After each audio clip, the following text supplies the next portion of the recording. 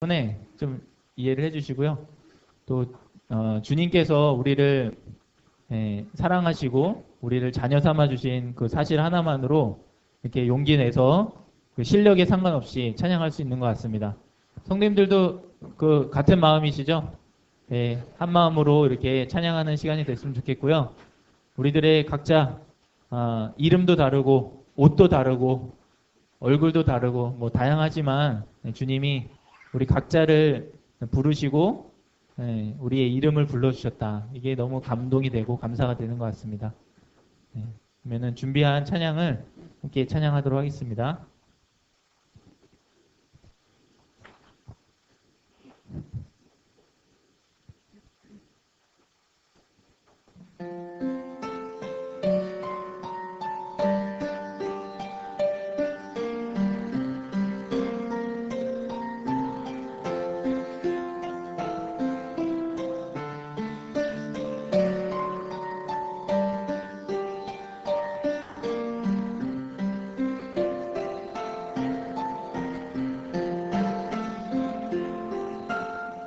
주 나의 이름 부를 때 나의 이름이 존귀케 되리. 주 내가 어딜 가든지 나와 함께 하시네. 주 나의 이름 부를 때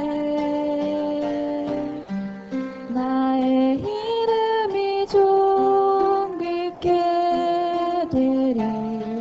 주 내가 어딜 가든지 나를 지켜주시네.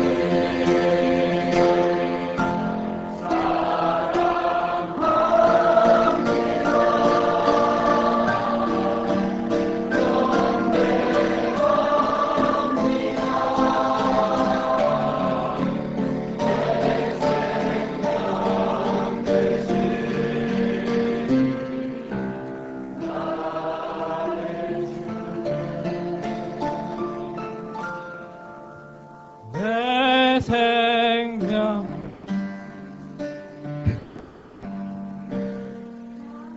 나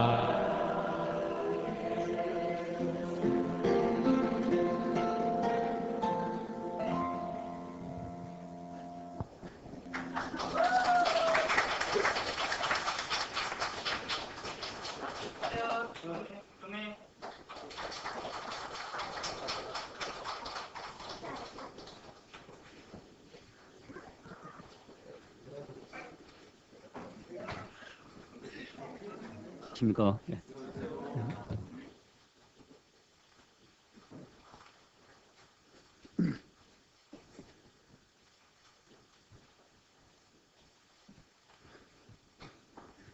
네, 하늘에서는 은혜의 비가 내리고 땅에서는 이 기쁨의 찬양이 올라가고 너무 아름답지 않습니까? 예.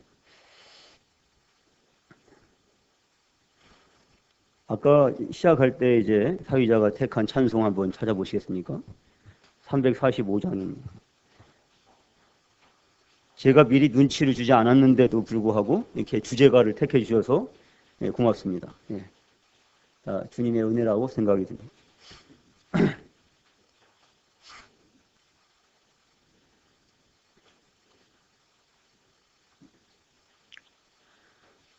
예, 이 찬송에서 핵심은 무엇입니까?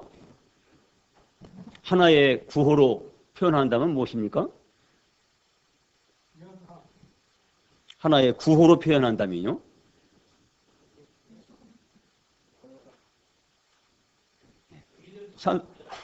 예, 원하는 답이 나왔습니다. 이 믿음 더욱 굳세라. 이게 메시지죠. 이게 핵심 메시지입니다. 이 믿음 더욱 굳세라. 근데 이 믿음, 우리의 믿음이 더욱 굳셀 수 있는 것은 무엇이 전제가 되어야 됩니까?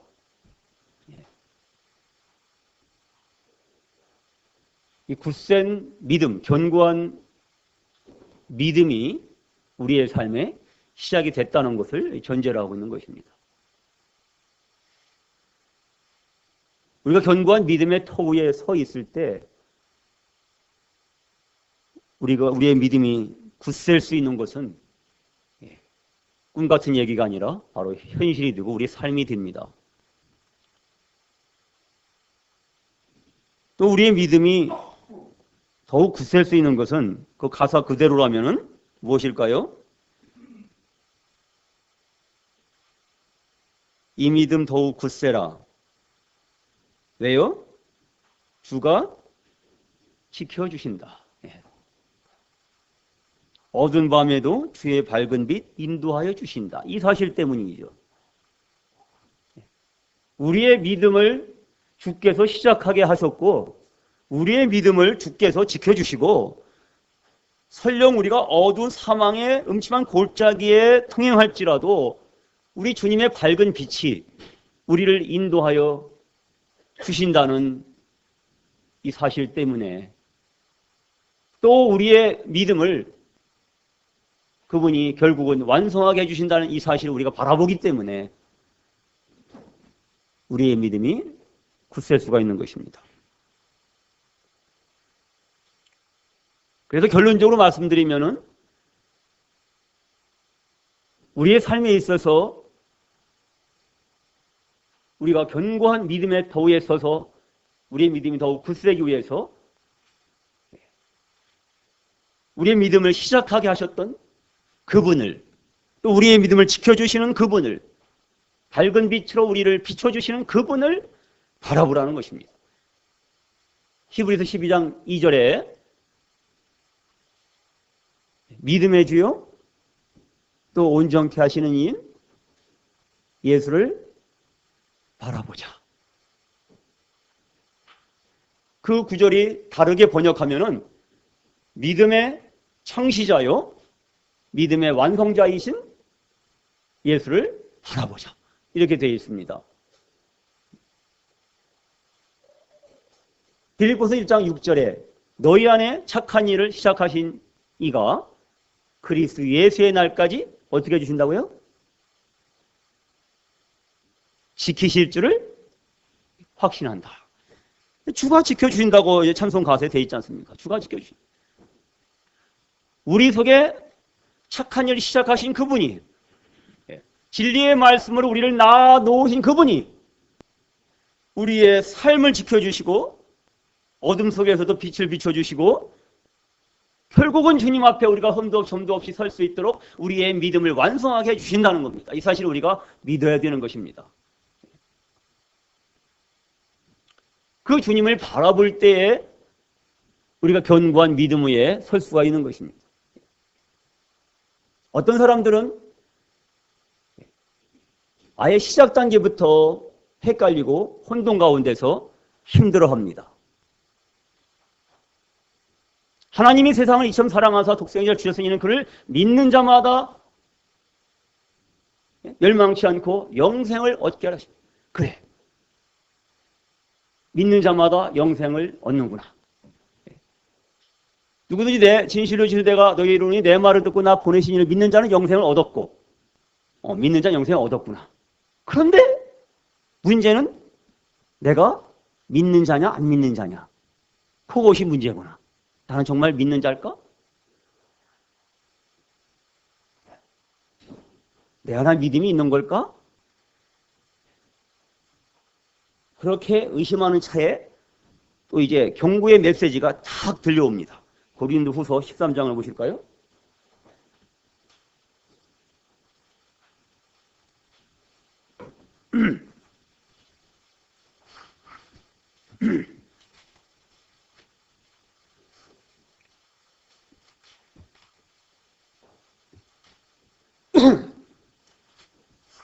고린도후서 13장 5절입니다.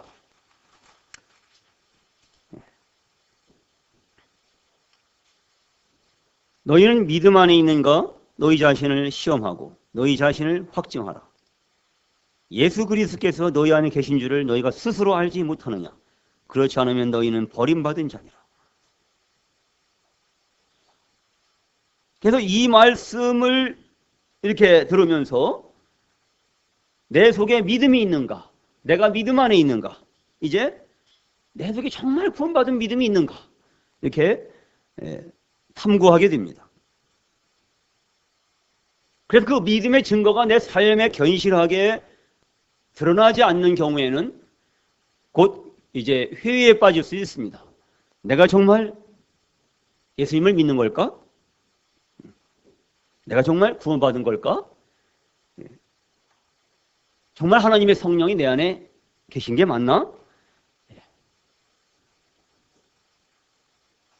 내가 살아가는 모습을 보면은 다른 예수님을 믿지 않는 다른 사람들과 다른 게 뭐지?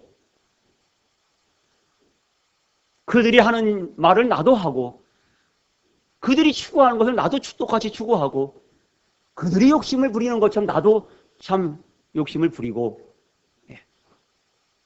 그들이 죄를 짓는 것처럼 나도 죄를 짓고, 그럼 내가 그들과 다를 게 뭐야? 내 안에 믿음이 있는 걸까? 이렇게 내적인 싸움이 시작이 되는 겁니다.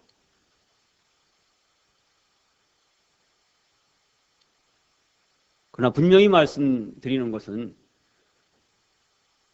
우리가 아무리 생각하고 또 생각하고 궁구하고 또 궁구하고 연구하고 또 연구해도 내 마음을, 내 머릿속을 아무리 검색하고 뒤져봐도 내 속에서 믿음을 찾을 수 없다는 사실입니다. 그건 당연한 것입니다. 아무리 우리 자신을 수술해보세요. 해부해보세요. 우리 안에서 믿음을 발견할 수 있습니까?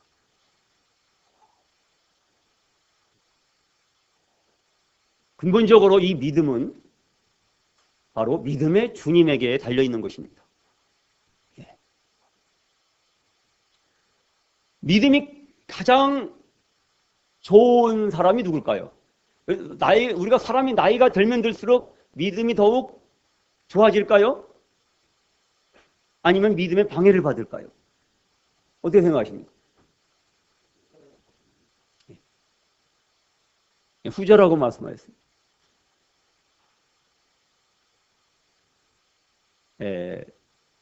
그렇습니다. 이게 사람이 나이가 되면 나이 들수록 삶을 경험하면 할수록 자신이 경험한 게 있고 자기 생각이 있고 자기 고집이 생기고 선입관이 생기고 고정관념이 이렇게 굳어져서 단순하게 하나님을 의지하고 그분을 믿는 믿음이 방해를 받는 것입니다.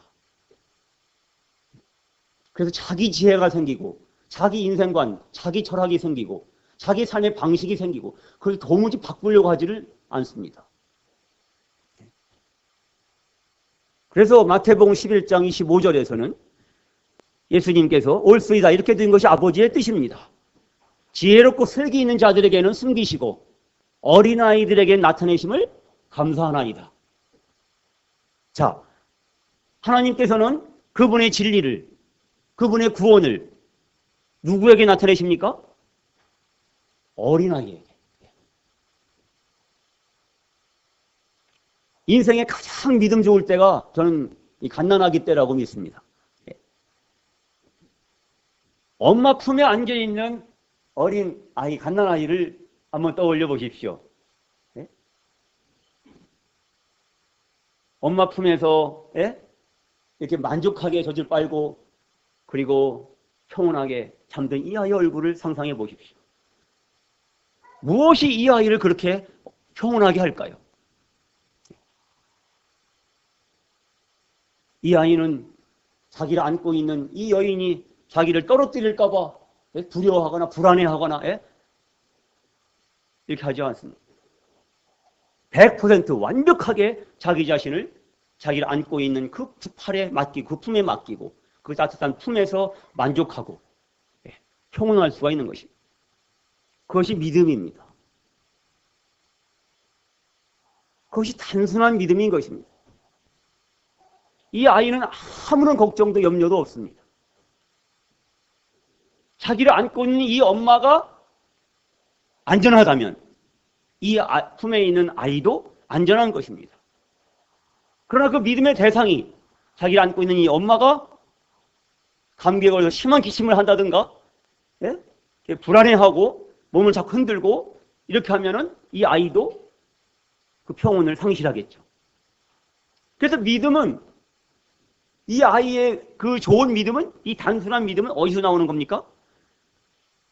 이 아이의 어떤 신통한 능력에서 나오는 게 아닙니다. 이 아무 힘도 없는 이 세상에서 어떻게 자기를 간수할 수도 없고 남을 도울 수도 없고 어떤 일도 할 수 없는 이 갓난아이. 그러나 이 아이가 하나 아는 것은 자기를 안고 있는 이 품이 자기를 따뜻하게 보호하고 살아. 이 품에 안겨있기만 하면은 자기는 안심할 수 있다는 것을 본능적으로 알기 때문에 자기의 모든 것을 다 턱하니 맡겨놓는 것입니다. 이것이 믿음인 것입니다.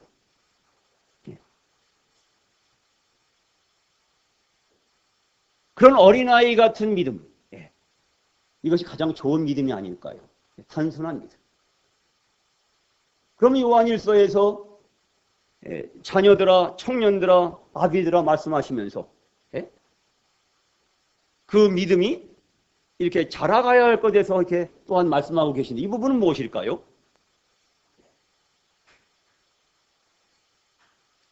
우리가 이 엄마 품에 있는 이 아이는 자기 삶을 간수할 수도 없고 또 남을 위하여 어떤 도움이나 헌신을 할 수도 없고 그리고 그 자기를 안고 있는 분에 대해서 많은 것을 알지를 못합니다. 믿음의 단순성에 있어서는 가장 좋은 믿음인데 믿음의 깊이에 대해서는 너무 이렇게 얕은 것입니다. 그래서 자녀에서 청년으로 돼서 이제 죄를 이기고 세상을 이기고 또 아비가 되어 영적인 아비가 되어서 태초부터 계신 이를 아는 그런 믿음으로 성장해 가는 것이 맞죠. 그래서 오직 하나님의 은혜와 그분을 아는 지식에서 자라가라라고 베드로 사도도 권고하고 있습니다. 그러나 참으로 순수한 믿음, 참으로 좋은 믿음, 단순한 믿음, 그 믿음은 이 어린아이 같은 믿음인 것입니다. 이 어린아이의 어떤 특성 때문일까요? 이 어린아이는 똑같이 또 죄성이 있습니다. 본성적. 근데 이 어린아이 같은, 왜 어린아이가 나타내실까? 이 어린아이는 투명하잖아요. 속과 겉이 똑같잖아요. 어른이 되어갈수록 속과 겉이 다를 때가 많죠. 달라지죠. 이 아이는 투명합니다. 그리고 단순합니다. 무엇보다도 이 아이는 의존적입니다. 보호자가 없이는 이 아이는 완전히 절망이죠. 두려움 그 자체죠. 그러나 보호자 품에 있는 한, 보호자의 손을 잡고 있는 한 어린아이는 깔깔거리고 웃고, 얘기하고, 팔랑팔랑 뛰고, 이렇게 신나게 다닐 수가 있습니다. 그런 어린아이의 의존성. 사람이 누군가를 의지한다는 것이 좋은 겁니까? 나쁜 겁니까? 좋을 수도 있고 나쁠 수도 있다.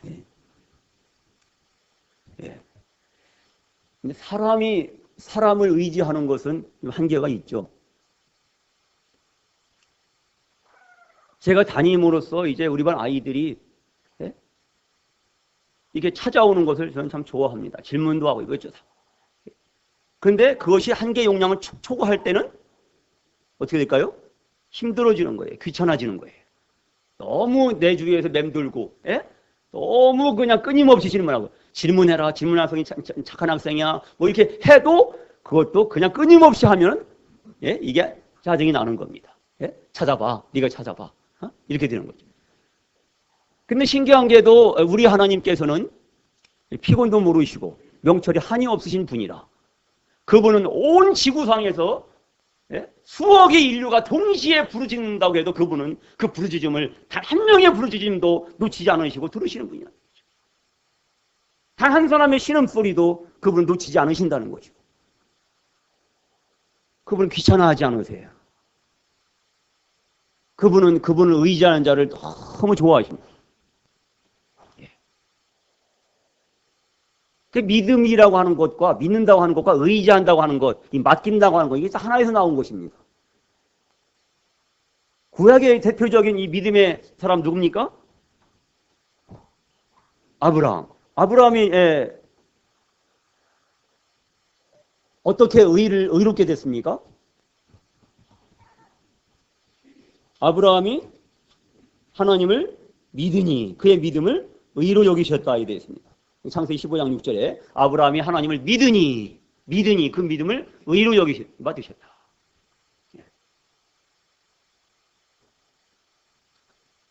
그때 구약 성서에서 히브리어로 표기된 이 믿음은 이 아만이라고 하는 말인데 이 아만은 확실하다, 진실하다, 의지할 만하다, 신실하다, 확실하게 하다, 지지하다, 충실하다, 성실하다 이렇게 번역이 됩니다. 확실한 것입니다.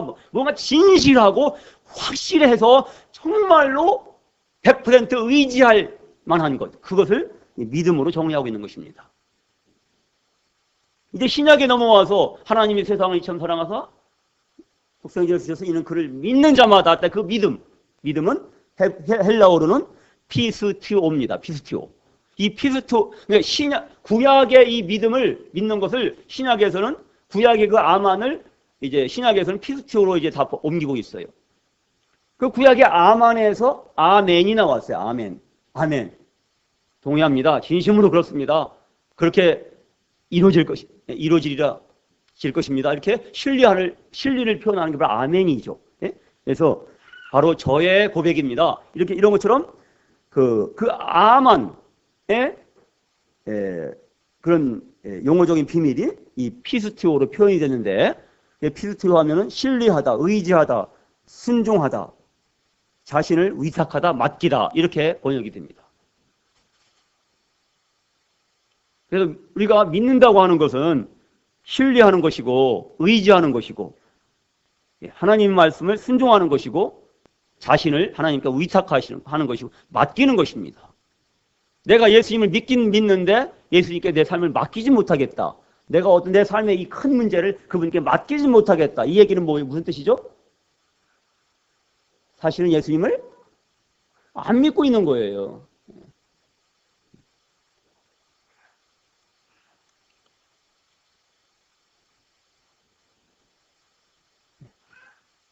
그래서 예수님을 믿는 사람은 그 특성이 그분을 의지하게 돼 있고, 그분을 신뢰하게 돼 있고, 그분의 말씀을 순종하게 돼 있고, 그분께 자기 삶의 문제를 의탁하고 맡겨드리는 그런 모습으로 자연스럽게 표현이 되는 것입니다.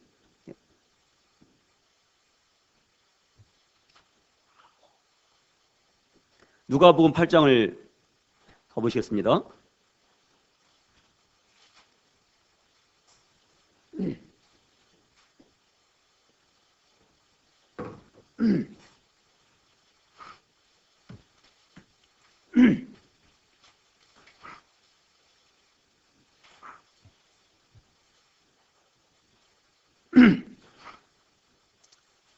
누가복음 8장 22절부터 보시면은 하루는 제자들과 함께 배에 오르사 그들에게 이르시되 호수 저편으로 건너가자 하시면 이했더나 행선할 때 예수께서 잠이 드셨더니 마침 광풍이 호수로 내리침에 배에 물이 가득하게 되어 위태한지라. 제자들이 나와 깨워 이르되 주여 주여 우리가 죽겠나이다 한데 예수께서 잠을 깨서 바람과 물결을 꾸짖으시니 이에 그쳐 잔잔하여 지더라. 제자들에게 이르시되 너희 믿음이 어디 있느냐 하시니 그들이 두려워하고 놀랍게 여겨 서로 말하되 그가 누구이기에 바람과 물을 명함에 순종하는가 하더라. 자, 호수 한가운데서, 바다 한가운데서 이제 풍랑이 일어서 이제 배가 뒤집힐 지경에 이르렀는데 예수님은 주무시고 계십니다. 그들이 예수님을 깨웁니다. 주여 주여 우리가 다 죽게 생겼습니다. 주님께서 바람과 물결을 꾸짖으시니 그쳐 잔잔하게 되었습니다. 그때 주님이 말씀하십니다. 너희 믿음이 어디 있느냐. 이 동일한 장면을 마태복음 8장 26절에서는 너희 믿음이 적은 자들아 이렇게 표현하고 있고 마가복음 4장 40절에서는 너희가 어찌하여 믿음이 없느냐 이렇게 표현되고 있습니다. 그래서 이 마태, 마가, 누가복음의 이 동일한 장면을 우리가 종합한다면 제자들의 이 믿음이 적은 것 혹은 없는 것을 주님께서 드러내주고 계신 자기들의 믿음 없음을 이게 드러내주고 계신 그런 모습인 것입니다. 너희 믿음이 어디 있느냐. 그런데 저는 이 말씀을 이렇게 대할 때에 너의 믿음이 어디 있느냐 이런 제목으로 이렇게 지금 말씀드리고 싶습니다. 그래서 너희 믿음이 어디 있느냐, 너희 믿음이 적은 것과 믿음이 없는 것을 주님께서 드러내시는 그런 말씀인데 문맥적으로 너희 믿음이 어디 있느냐 이 믿음의 방향성에 대해서 생각을 하게 됐습니다. 너희 믿음이 어디 있느냐. 서두에 말씀드렸습니다마는 우리 자신에게서, 나 자신에게서, 내 속에서, 내 삶에서, 내 말에서, 나의 행동에서 믿음을 찾아낼 수는 없다는 겁니다. 근본적으로. 바로 믿음의 대상이신, 믿음의 주님이신 예수 그리스도에게서만 믿음이 나온다는 겁니다. 나에게서 믿음이 나올 수 없습니다. 그러면은 많은 병자들이 예수님께 나왔을 때 예수님께서 고쳐주시고 따라 너의 믿음이 너를 구원하였으니 평안히 가라 이런 말씀을 많이 하시죠. 너의 믿음이 네 믿음이 너를 구원하였으니 평안히 가라. 누구의 믿음이에요? 네 믿음. 믿은 사람, 믿은 그 각 개인의 개별의 믿음을 주님이 인정해 주시는 거잖아요. 네 믿음이 너를 구원했다. 그러면 네 믿음이니까 그 사람에게서 그 믿음이 나온 것일까요? 그렇지 않습니다. 네 믿음이 너를 구원하였다 이 말씀의 전제를 우리가 파악을 해야 됩니다. 바로 믿음의 주님이 전제가 되시는 겁니다. 믿음의 주님. 그분이 나의 주시고 그분이 나의 왕이시고 그분이 나의 하나님 되셔서, 예? 그분이 창조주 되셔서 그분이 말씀하시면은, 그분의 뜻이면은 이 질병이 나을 수도 있다는 거죠. 예? 그래, 그분에게 이런 믿음의 근거가 달려있는 거죠. 바로 그분, 예수 그리스도 그분에게. 예수 그리스도 그분이, 예? 말씀하심을 말미암아 내가 질병에서 놓여서 치료를 받은 것이지 내가 스스로 발명한 믿음이 아닌 것입니다. 그분을 바라볼 때 참으로 믿을 만하신, 참으로 의지할 만하신 그분을 의지하고, 참으로 믿을 만하신 그분을 내가 믿을 때, 참으로 내가 맡겨도 안심할 수 있는 그분을께 내가 내 삶의 문제를 맡길 때, 그것이 바로 그분이 나에게 믿음을 주시는 겁니다. 그래서 너희 믿음이 어디 있느냐? 그래도 나의 믿음이, 내게 있는 이 믿음이, 내게 믿음이 있다면 이 믿음은 바로 나에게서 나온 것이 아니라 믿음의 주님이신 예수님한테 나온 것입니다.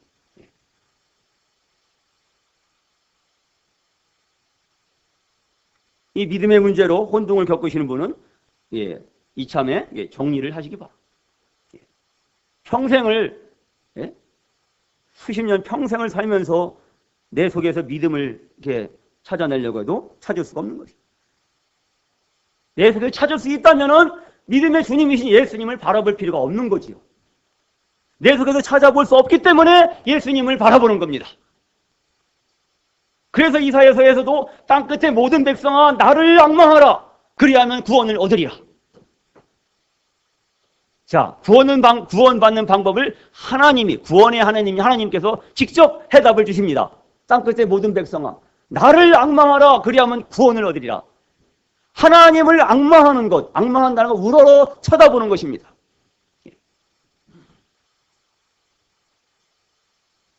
땅끝의 모든 백성아, 네가 나를 위해서 한번 열심히 살아봐라. 네가 죄를 이기고 죄를 짓지 말고 선하고 의롭게 착하게 한번 잘 살아봐라. 그리하면 구원을 얻을 것이다 라고 말씀하시지 않았습니다. 하나님이 제시하신 방법은 너무나 단순하고 투명하고 쉽습니다. 나를 바라봐라. 그리하면 구원을 얻으리라. 광야에서 이제 불평함으로 원망함으로 범죄한 이스라엘 백성에게 하나님께서 구원의 방법을 제시하시는데 무엇이었습니까? 예? 놋뱀을 만들어 장대 위에 달아라. 물리는 자마다 그것을 쳐다본 즉 보면 살리라. 그게 뭐예요? 그것을 쳐다보면 살리라 약속하셨는데 말씀 그대로 쳐다본 자들은 어떻게 됐어요? 살았어요. 그 다음 구절에 쳐다본 즉 살더라. 이렇게 되어 있어요. 그 쳐다보는 게 바로 뭡니까? 그게 믿음입니다. 스펄전도 바로 그 말씀에서 구원을 받았어요. 이사야 말씀. 땅끝의 모든 백성아 나를 앙망. 그가 이제 평소에 찾던 다른 교회를 이제 가려고 했는데 그날따라 이제 눈이 쌓여서 그 교회에 못 가고 바로 길가에 이제 작은 교회가 있는 것을 발견하고 그 교회로 들어가지요. 거기서 이제 목사님도 눈 때문에 못 오시고 어떤 허름한 차림의 전도자가 이제 나와서 설교를 하는데 아주 더듬더듬 마주 더듬거려 가면서 아주 그냥 이제 허접한 설교를 합니다. 근데 그 바로 주제가 바로 뭐예요? 주제 말씀이 그 말씀이었어요. 땅끝에 모든 백성아 나를 앙망하라. 여러분, 구원을 받기 위해서 하나님께서 자신을 앙망하라고 하십니다.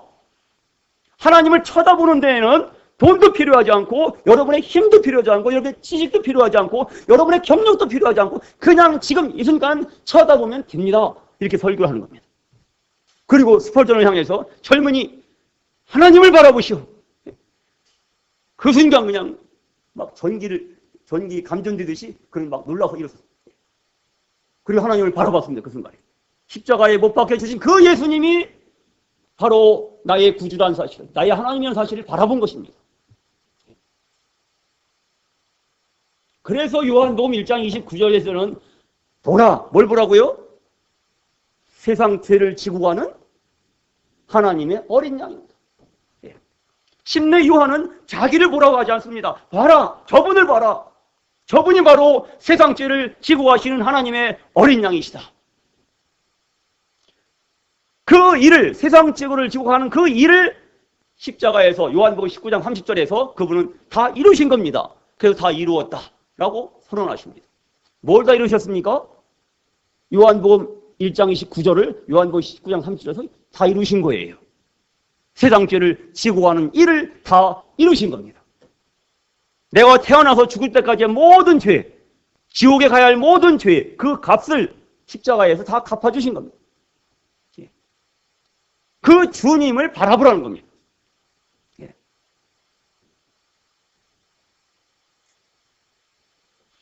그럼 제가 질문을 드리겠습니다.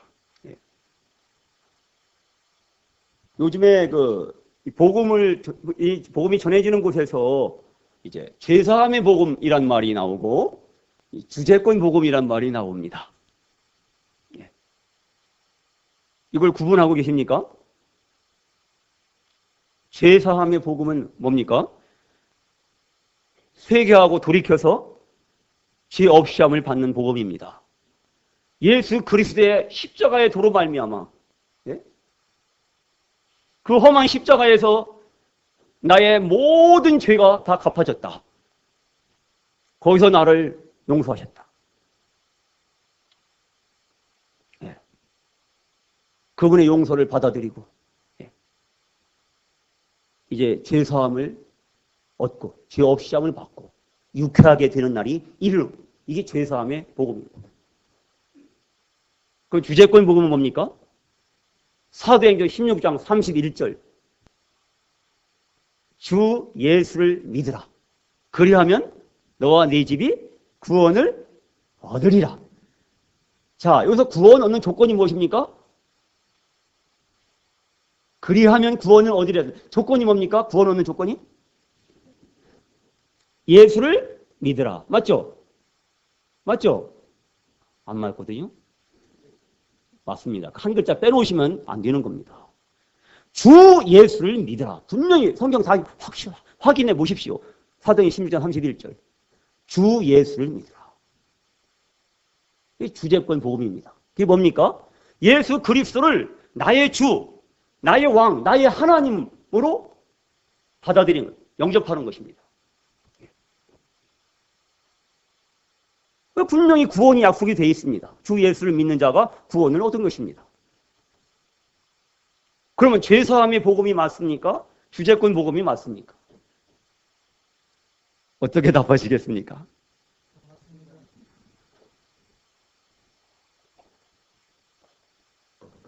이럴 때는 이것이 맞을 수도 있고 저것이 맞을 수도 있다. 이것보다는 둘 다 맞습니다. 그렇습니다. 둘 다 같은 얘기입니다. 본질은 하나인 것입니다. 그것이 같이 가야 되는 것입니다.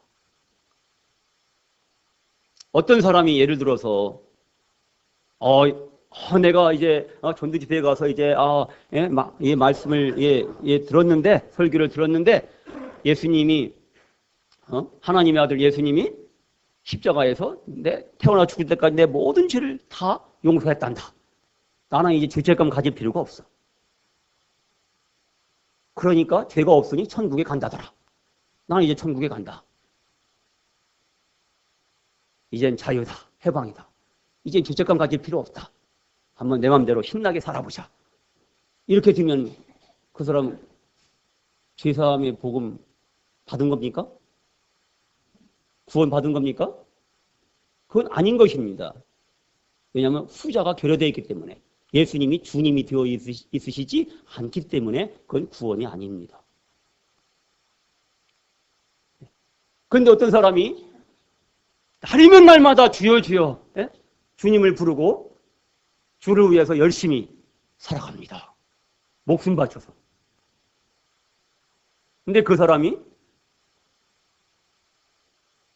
예수 그리스도께서 십자가에서 보배로운 피를 흘려서 그 사람의 죄를 속죄하신 이 사실을, 영원히 속죄하신 그분의 용서를 모르고 있어요. 그 사람 구원 받은 겁니까? 날마다 철저하게 예수님의 주제권을 인정하며 삽니다. 예수님이 주인이라고 믿고 그렇게 따르고 열심히 이렇게 헌신하며 삽니다. 그런데 보혈의 공로를 몰라요. 십자가의 도를 몰라요. 제사함도 평안함도 없어요. 이 사람 구원받은 겁니까? 아닌 것입니다. 전자가 결여되어 있기 때문에. 그래서 우리 구원받는 믿음, 진짜 구원받는 믿음은 이 두 가지가 함께 있는 것입니다. 제사함과 그리고 예수님의 주되심. 이것이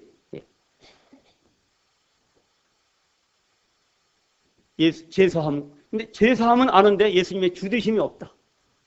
그냥 내가 여전히 한 번도 예수님이 주인이 안 되고 내가 주인 되어서 그냥 다른 사람 똑같이 살아가면 그것은 이제 의심해 봐야 되는 거죠.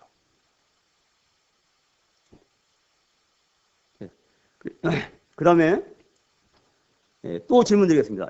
예수님의 그 십자가의 공로로 의롭게 됩니까? 예수님의 부활로 의롭게 됩니까?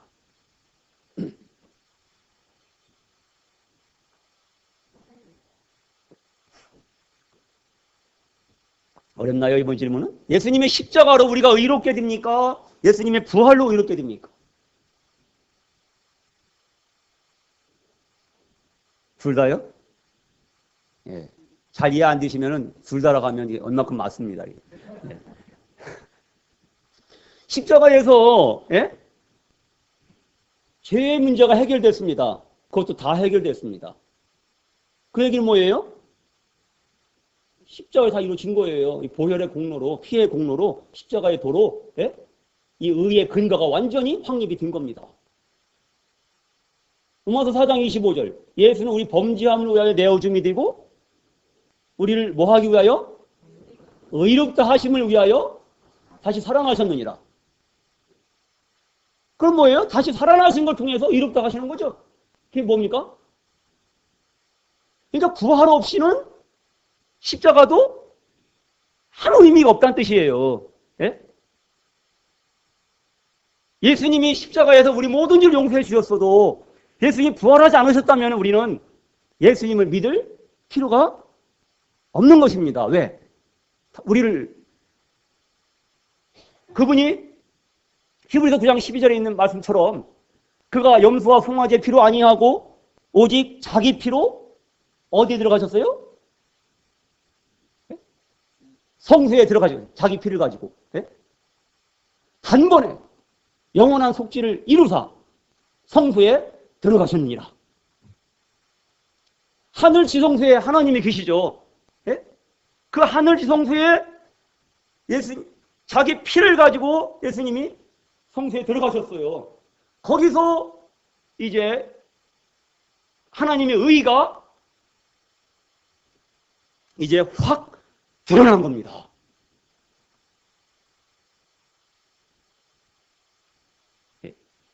예수님이 자기 피를 가지고 들어가셨다는 얘기 뭐예요? 십자가를 의미하죠. 그죠? 십자가의 도. 십자가가 없이는 예수님이 가지고 갈 피가 없잖아요. 이 짐승의 피는 안 되거든요. 염소와 송아지의 피는 안 되거든요. 그건 일시적인 것밖에 안 되잖아요. 예수님이 십자가에 죽어주셨기 때문에 자기 피를 가지고 성소에 들어가실 수 있었어요. 그 다음에 예수님이 들어가셨다는 뜻은 뭐예요? 그분이 부활하신 것을 의미하거든요. 그걸 부활하지 못하셨으면은 자기 피를 가지고 성소에 들어가실 수 없으셨죠. 그분은 우리를 위한 속죄 제물로서 피를 흘려 주셨을 뿐만 아니라 우리를 위한 대제사장으로서 부활하셔서 성소에 들어가셔서 우리 죄를 위한 속죄 제물도 되시고 우리를 위한 의롭게 하게 하시기 위한 우리를 변호하시기 위한 대제사장도 되셔서 완벽하게 우리의 의를 하나님의 의를 확 열어주신 거예요. 그게 복음입니다. 그래서 이 복음은 그리스도의 십자가와 그리스도의 부활로 양대 산맥을 이루고 있는 것입니다. 로마서 1장 보십시오.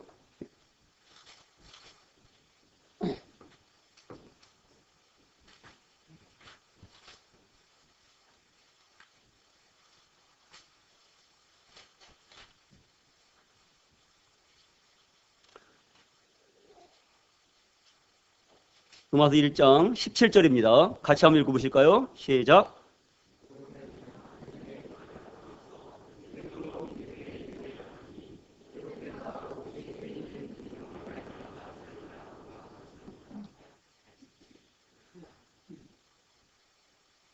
복음에는 하나님의 의가 나타나서 예수 그리스도의 십자가의 도와 그분의 부활의 승리가 바로 이 복음의 핵심입니다.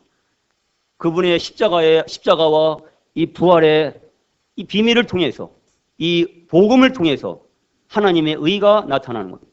그럼 질문 드리겠습니다. 하나님의 의는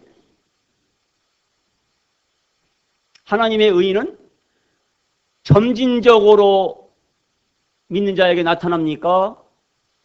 아니면 갑자기 나타납니까? 갑자기입니까? 어느 날 갑자기?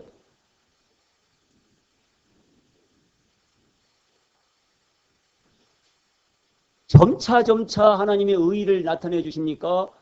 갑자기 확 열어 보여 주십니까?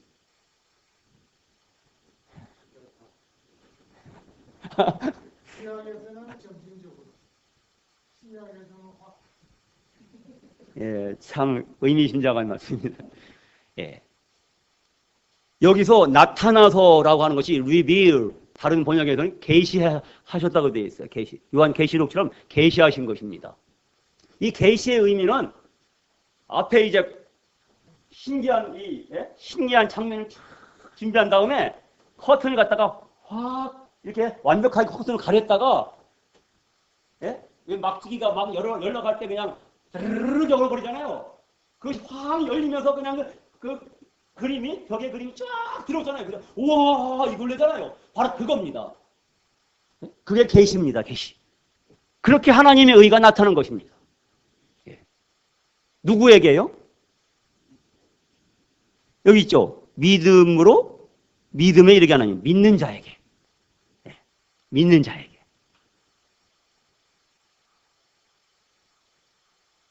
근데 다시 말씀드리자면 이 믿음은 나에게서 나온 것이 아닙니다. 나를 위하여 죽어주시고 나를 위하여 부활하신, 나를 죽어주시는 만큼 그 목숨만큼이나 나를 사랑하시고 자기 아들만큼이나 나를 사랑하시는, 또 죽은 자 가운데 부활하셔서 하나님의 능력으로 하나님의 아들을 인정주신 그분을 우리가 바라볼 때에 그분이 우리에게 믿음을 주시는 겁니다. 그래서 믿음은 온다고 표현했고 믿음은 받는다고 성경은 말씀하고 있습니다. 믿음이 온 후로는 너희가 더 이상 몽학선생 아래 있지 아니하도다. 기억나시죠? 믿음은 오는 것입니다. 나에게서 나오는 것이 아닙니다. 믿음은 예수님한테서, 믿음의 주님한테서 내려오는 것입니다. 그래서 예수님을 바라보셔야 되는 것입니다. 근데 여기서 믿음으로 믿음에 이른다고 그랬습니다. 믿음으로 믿음에 이르는 까닭은 유다서로 가서 잠깐 보고 마치겠습니다. 유다서 1장입니다. 유다서 몇 장일까요? 이거 1장밖에 없네요. 예. 유다서 3절에 보시겠습니다. 사랑하는 자들아, 우리가 일반으로 받은 구원에 관하여 내가 너희에게 편지하려는 생각이 간절하던 차에 성도에게 단번에 주신 믿음의 도를 위하여 힘써 싸우라는 편지로 너희를 권하여야 할 필요를 느꼈노니, 이는 가만히 들어온 사람 몇이 있음이라. 그들은 옛적부터 이 판결을 받기로 미리 기록된 자니 경건하지 아니하여 우리 하나님의 은혜를 도리어 방탕한 것으로 바꾸고 홀로 하나이신 주제 곧 우리 주 예수 그리스도를 부인하는 자니라. 자, 여기서 단번에 주신 믿음의 도를 위하여 힘써 싸우라 라는 메시지가 있습니다. 3절에. 이 단번에라고 하는 것은 한 번에 하고 분명히 다른 말입니다. 단번에는 영어 성경에는 이렇게 되어 있어요. Once for all. 이게 한 번입니다. 이게 한 번. 이게 한 번. all은 전부죠. 전부 모두를 위한 한 번. 이게 단번이에요. 그래서 단 한 번의 사건으로 영원히 효력을 발생하는 이것이 바로 단번에 이 비밀입니다. 단번에 주신 믿음의 도입니다. 그래서 믿음으로 믿음에 이른다고 로마서 1장 17절 말씀하고 있는 것입니다. 우리가 나 같은 주인 살리시는 그 은혜 놀라워. 어메이징 그레이스 2절에 나 처음 믿은 그 순간 귀하고 귀하다. 나 처음 믿은 그 순간, 내가 처음 믿은 그 순간 그 믿음으로 끝나는 게 아닙니다. 거기서 그 믿음으로 우리는 구원을 얻고 계속해서 죽을 때까지 아니 영원히 믿음으로 이루는 것입니다. 하나님의 나라까지. 네? 믿음으로 믿음에 이루는 것입니다. 나 처음 믿은 그 순간 귀하고 귀하다. 그 처음 믿은 그 믿음으로 나는 그 믿음의 보상으로 하나님의 자녀가 되고 영생을 얻고 구원을 받고 의롭게 되고 예? 하나님 나라의 상속자가 되고 예? 또한 처음 믿은 그 믿음에서 거의 끝나는 것이 아니라 이것은 원수포 오리기 때문에 영원히 내 평생에 날마다 매일의 삶 속에서 이 믿음이 이어져야 되는 것입니다. 그런 믿음입니다. 주님이 주신 믿음은. 예. 그런 믿음이 아니라면은 그것은 수상한 것입니다. 4절에 보세요. 4절 중간 부분에 경건하지 아니하여 우리 하나님의 은혜를 도리어 방탕한 것을 바꾸고. 그러니까 죄사함. 하나님이 예수님 자기 아들 십자가에 죽여서 내 모든 죄를 이렇게 담당하고 내 죄를 다 용서했으니까 이렇게 하나님의 은혜가 이렇게 내 죄를 다 용서했으니까 나 이제 잘 살아보자 그냥 안심하고 그냥 자기가 죄인 돼서 사는 게 그게 바로 뭐예요? 방탕한 것으로 바꾸는 거예요. 하나님 은혜를. 거기서 머무르는 건 그건 절대로 구원받은 거 아닙니다. 홀로 하나이신 주제, 이게 주제권이라는 거예요. 홀로 하나이신 주제, 곧 우리 주 예수 그리스도를 부인하는 자라. 죄사함은 말하면서 예수님의 주되심을 시인하지 않고 그렇게 살지 않으면 이것은 문제가 있는 것입니다. 이것이 하나인 것입니다. 이제 마지막으로 그 20절 보십시오. 사랑하는 자들아, 결론입니다. 사랑하는 자들아, 너희는 너희의 지극히 거룩한 믿음 위에 자신을 세우며 성령으로 기도하며 하나님의 사랑 안에서 자신을 지키며 영생에 이르도록 우리 주 예수 그리스도의 긍휼을 기다리라. 어떤 의심하는 자들을 긍휼히 여기라. 또 어떤 자를 불에서 끌어내어 구원하라. 또 어떤 자를 그 육체로 더럽힌 옷까지도 미워하되 두려움으로 긍휼히 여기라.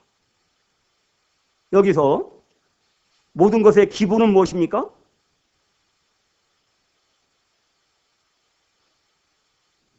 기도하고 자신을 지키고 또 뭐예요? 사람들을 이렇게 끌어내서 구원하고 이 모든 것의 기초는 무엇입니까? 20절에 너희는 너희의 지극히 거룩한 믿음 위에 자신을 세우며 이 믿음이 기초가 되는 것입니다. 우리가 처음 주님을 믿을 때 바로 우리는 견고한 반석 위에 서게 된 것입니다. 성경에서 가장 어린아이 같은 믿음으로 살았던 사람을 꼽으라면 저는 다윗이 생각이 납니다. 다윗은 정말 어린아이 같은 단순한 믿음으로 오직 하나님만을 의존했습니다. 오직 하나님만이 그의 고백하기를 하나님 주만이 나의 산성, 나의 요새, 나의 반석, 나의 피난처, 나의 안식처, 나의 모든 것 되신다고 이렇게 다윗은 고백하면서 오직 하나님 손에만 이렇게 안겨서 살았습니다. 그런 믿음, 그렇게 우리 안에 착한 일을 시작하셨는데 착한 일을 바로 하나님의 아들 예수 그리스도를 믿는 믿음을 우리에게 주신 겁니다. 그래서 그것이 착한 일이 우리 안에 시작하신 착한 일입니다.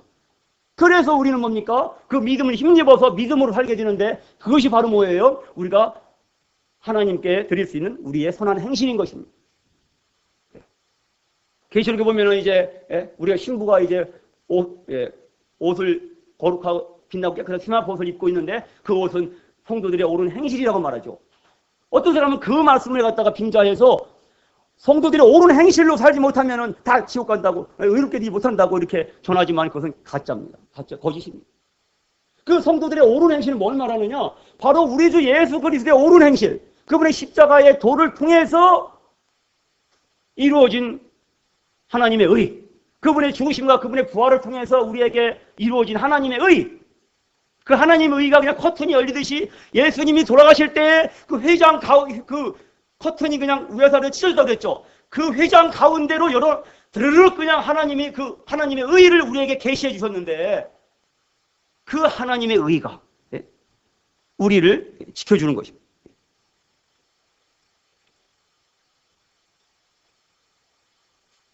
그래서 우리는 우리 자신을 지키되 오직 하나님의 사랑 안에서만 자신을 지킬 수 있습니다. 마지막으로 24절, 능히 너희를 보호하사 거침이 없게 하시고 너희로 그 영광 안에 흠이 없게 기쁨으로 서게 하시리니 라고 예수님 말씀합니다. 자, 우리 안에 착한 일을 시작하신 그분이 능히 믿는 자를 보호하셔서 거침이 없게 하시고 하나님의 영광 앞에 흠이 없게 서게 하실 것입니다. 우리는 그 주님을 믿고 바라보고 의지하며 우리의 삶을 맡깁니다. 네, 감사드리겠습니다. 사랑의 주님, 의인은 오직 믿음으로 말미암아 산다고 선포하신 말씀대로 오 주님 우리에게 보배로운 믿음을, 거룩한 믿음을 선물로 주신 것을 감사드리며 이와 같은 하나님의 거룩하신 은혜에 대해서 감사드리며 이것이 사랑하신 아드님을 통해서 부어주신 하나님의 사랑에 감사드리며 오 주님 참으로 믿을 만하시고 신뢰할 만하시고 우리 삶의 전체를 위탁하고 맡겨도 넉넉히 안전하게 우리를 지켜주실, 능히 보호해 주실 믿음의 주님이신 우리 주님께 우리가 더욱 주님을 바라보며 앙망하며 그렇게 믿음의 길을 가도록 우리의 걸음을, 우리의 마음을 주장하여 주시옵소서.